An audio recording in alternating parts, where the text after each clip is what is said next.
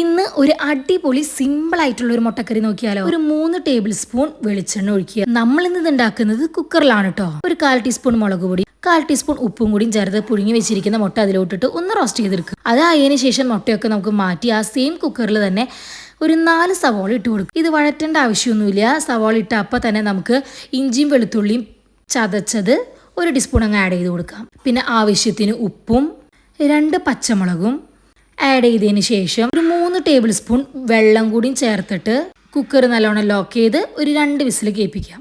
അതവിടെ ഇരുന്ന് കുക്കറിൽ വിസിലൊക്കെ വരട്ടെ. നമുക്ക് അതിലേക്ക് വേണ്ടിയിട്ടുള്ള അരപ്പുണ്ടാക്കിയാലോ.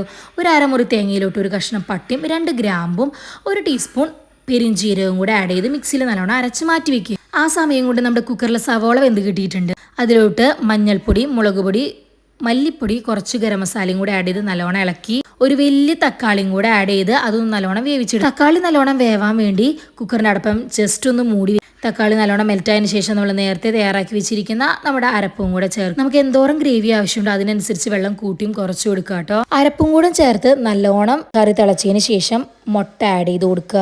ഇത് നല്ല അടിപൊളി കറിയാണ് കേട്ടോ. ഇത് അപ്പത്തിൻ്റെ കൂടിയും നൂലപ്പത്തിൻ്റെ കൂടിയും ചപ്പാത്തിൻ്റെ കൂടിയൊക്കെ അടിപൊളിയാണ്. ഞങ്ങളിതിപ്പോൾ നൂലപ്പത്തിൻ്റെ കൂടെ കഴിക്കാനാണ് ഉണ്ടാക്കിയിരിക്കുന്നത്. അപ്പോൾ എന്തായാലും ഉണ്ടാക്കി നോക്കിയിട്ട് അഭിപ്രായങ്ങൾ കമൻറ്റ്